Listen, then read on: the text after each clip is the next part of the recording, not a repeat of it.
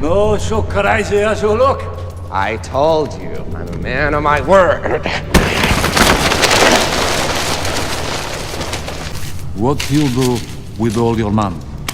You see, I'm a guy of simple taste. I enjoy, dynamite, and gunpowder, and gasoline. What's it?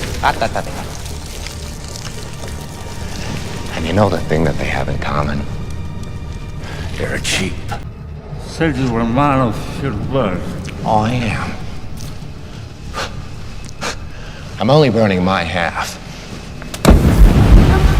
All you care about is money. This town deserves a better class of criminal. And I'm gonna give it to them. Tell your men they work for me now. This is my city. They won't work for a freak. Why don't we cut you up into little pieces and feed you to your pooches? And then we'll see how loyal a hungry dog really is. It's not about money. It's about sending a message. Everything burns. Well, you want things to be better or worse? That's the first question. It's like, and you think better. It's like, no, that isn't what I mean. I mean, you really got to think about it. Yeah. Because there's part of you that wants things to be worse. You'd dance around in the flames like you'd be glorying in it. I mean, Hitler, when he committed suicide and Europe was in flames, it's like, well, that's what he got what he was aiming at. You think, well, he was aiming at victory. It's like, well, that's one theory, but I wouldn't count on that being true. What do you really think Hitler was aiming for victory? Really? That's your analysis? No, he was aiming for mass murder and death and everything in flames. Yeah, it's like the Bane. Exactly It's what the he got. Bane archetype in Batman. Sure, of course, exactly.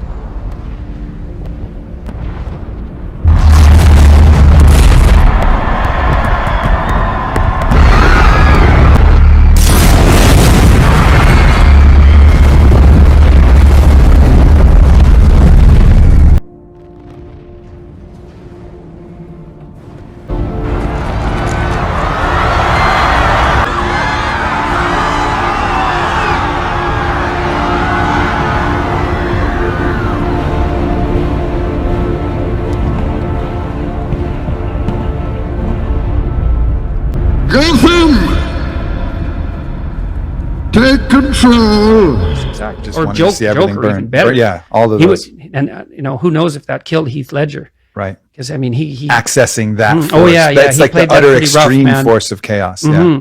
Yeah, because one of the things that's so interesting about his performance, and he really tapped into this, is that you really saw that when he burned the pile of money. It's like, no, you don't understand. I want everything to be worse than it is. Everything. It's like, you don't want the money? Those guys weren't evil. They were just criminals. They're barely even on the path, right? Because you want your car. They want your car. Their means of achieving it differ, but they're in the value structure. And the Joker character is like, no, he's outside the value structure completely. It's no, you don't get it. I want to make an art of pain. It's even, thinking about it now, it seems like an even more extreme polarity of the devil than the usual archetype of the devil. It's usually the archetype of the devil, king of the demons, into power, likes making deals, likes bargaining. Right. That's Milton Satan. Yeah. Right. And this Joker is actually, you can just take it even a little farther. And this is like absolutely just wants maximum suffering. Right. For the sake of suffering. For the sake of that's suffering evil. itself. Evil is the worship of suffering for the sake of suffering.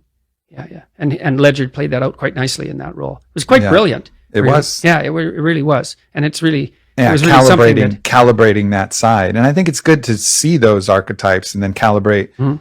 And when you have a truer understanding of the Christ consciousness, which has obviously been misconstrued in a lot of ways.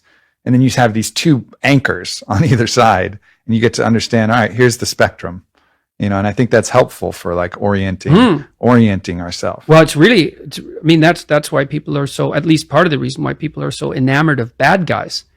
Like, the thing about a bad guy is that he's actually more understandable than a good guy. And easier to believe in some sense.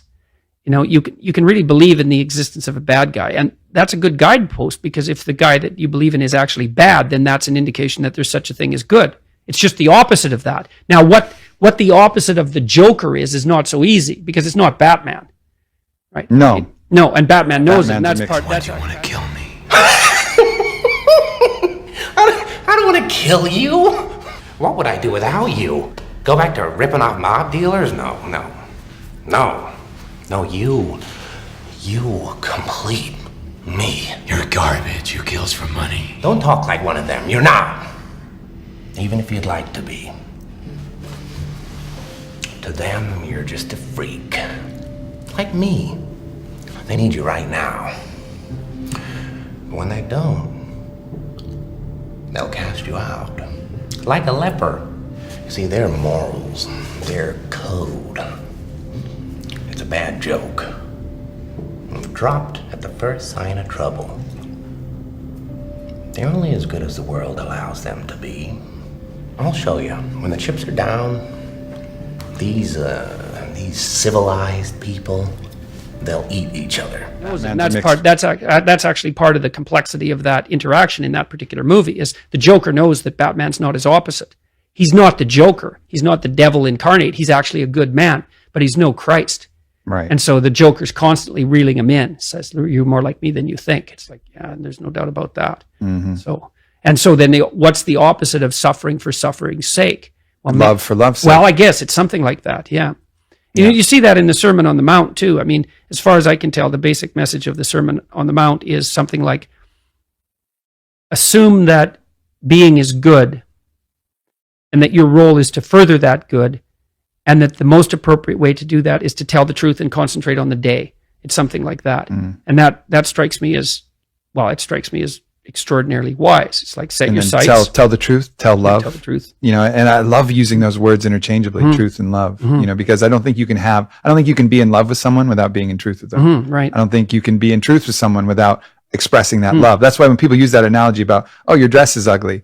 Well, that's truth on a very fractional level, exactly, right? Yeah. Because it's not containing the love, and the love which sees that it doesn't matter what the fuck you wear, because you're beautiful, not because of your dress. You're beautiful regardless. And if you want to wear a fucking sack, wear a fucking sack. We'll laugh. That would be the higher around with the sack. Yeah. That's a higher truth. That's a higher love, and I think recognizing that and holding that as that ideal and not getting lost in, well, this is my judgmental opinion based upon some very small aspect of the self.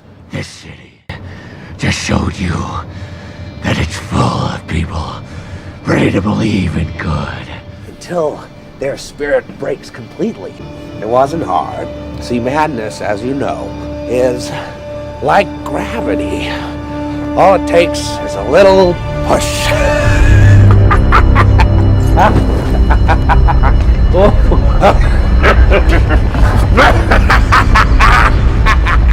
are you doing? I can get it out over the bay. Set it to fly out over the water, then eject? No autopilot. You could have gone anywhere, been anything. But you came back here. So did you. I guess we're both suckers.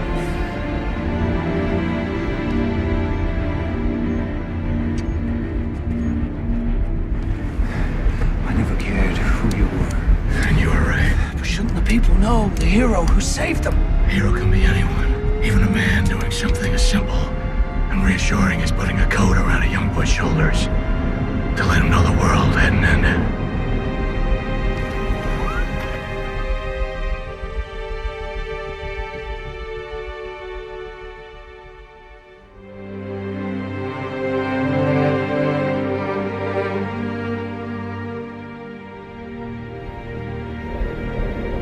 Bruce Wayne. That's Batman!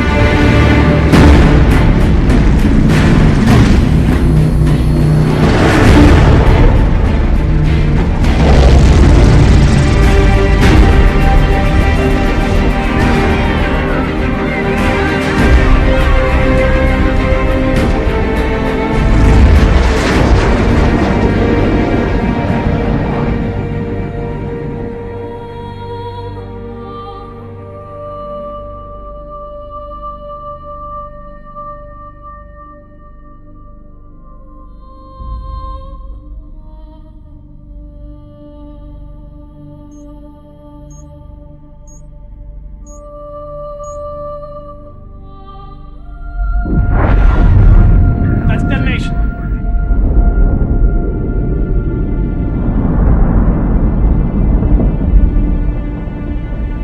It's out over the bay. It's clear of the city.